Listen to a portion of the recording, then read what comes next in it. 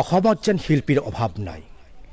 বিভিন্ন সময়ত বিভিন্নজন শিল্পীয়ে বিভিন্ন শিল্পৰ কলা সৃষ্টি কৰি ৰাইজৰ দৃষ্টি আকৰ্ষণ কৰিবলৈ সক্ষম হৈছে বিভিন্ন সময়ত। এই মুহূৰ্তত মই বৰপেটা চহৰৰ কুজিৰদহাটিত উপস্থিত আছোঁ।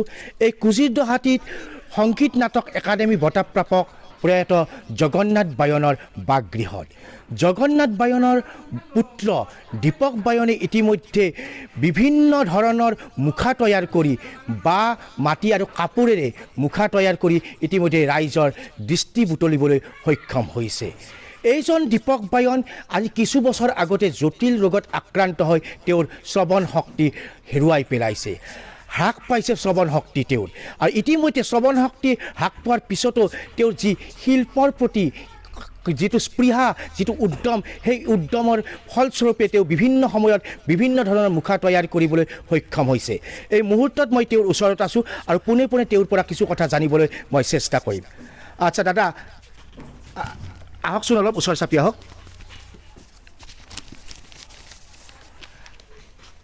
আপুনি কেতিয়াৰ পৰা এনেধৰণৰ শিল্পকলাৰ প্ৰতি জড়িত হ'ল? মোৰ আজি 5 বছৰ হ'ল এইটো কাম কৰিব। মাজে মাজে কৰি থাকোঁ আৰু সদায় নকৰোঁ। এই প্ৰথমতে বাঁহটো এনেকৈ চাচি ল'ব লাগে, চাচি লৈ এনেকৈ আগতে বুব লাগে, বুই কেনে তাৰপিছত কাপোৰত মাটি মিহলি, মাটি গুলি কেনে কাপোৰ মাৰিব লাগে। এনেকৈ কাপোৰ মাৰিব লাগে, এনেকৈ কাপোৰ মাৰিব লাগে। এনেকৈ কাপোৰ মাৰি তাৰপিছত মাটি আৰু গোবৰ মিহলি কৰি হীৰা মাটি বা কুমাৰ মাটি এই দুটা বস্তু মিহলি কৰি গোবৰেদি মিহলি কৰি ইয়াতে এনেকৈ লগাই দিওঁ আগতে। তাৰপিছত ফিনিচিং কৰি আকৌ কাপোৰ মাৰিব লাগে, কাপোৰ মাৰি তাৰপিছত ৰং কৰি দিওঁ। আপুনি মুখাবোৰ তৈয়াৰ কৰোঁতে কি কি বস্তু ব্যৱহাৰ কৰে? বাঁহ লাগে, তাৰপাছত এই মাটি লাগে, হীৰা মাটি বা কুমাৰ মাটি, তাৰপিছত লাগে কাপোৰ লাগে, ৰং লাগে, আৰু চুলি বানৰ কাৰণে এই মৰাপাট লাগে, ইণ্ডিকা লাগে চুলিটো ক'লা কৰাৰ কাৰণে, আৰু তাৰপিছত আঠা লাগে, এই চুলিটো খাপ খাই দিয়াৰ কাৰণে আঠা ব্যৱহাৰ কৰোঁ। এই মাটিবোৰ কিনিব লাগে নেকি? কিনি আনিব লাগে? কিনিব লাগে। এই হীৰা মাটি বা কুমাৰ মাটি কিনিব লাগে, দামটো অলপ বেছি লয় ন, তাতে ভৰা অলপ কিনো। এই এটা পাণ হ'লে 50 টকাৰ মাটিয়ে লাগে, 50 টকা মাটি লাগে। আৰু ৰং আছে, চুলি আছে, চুলিটো ইণ্ডিকা এটাত লাগিল, ইণ্ডিকা এটাৰ মুখাৰ বনাব লাগিলে ইণ্ডিকা এটা লাগি যায়, মৰাপাট লাগি যায় অলপ, তাৰপাছত আঠা লাগি যায়, আঠা আৰু ফেভিকল লাগে।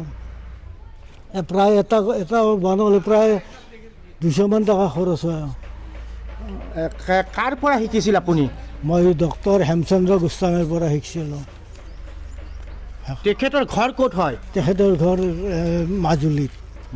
মাজুলীত ইয়াত আমাৰ শংকৰদেৱ কলাক্ষেত্ৰত 15 দিনৰ কাৰণে তেখেতে প্ৰশিক্ষণ দিব আহিছিল, তাতে মই শিকি লৈছিলোঁ। আপুনি কিহৰ মুখা তৈয়াৰ কৰিছে? মইতো বহুত বস্তুৰ কৈছোঁ, বহুত কেইটা বস্তু ইয়াতেও আছে আৰু ভিতৰতো আছে, বহুত ধৰণৰ মুখা তৈয়াৰ কৰিছোঁ। আৰু কিবা কৰিম বুলি ৰেডি কৰিছোঁ, আৰু বৰ্তমান ৰেডি কৰিছোঁ, সেইবিলাক কৰিম।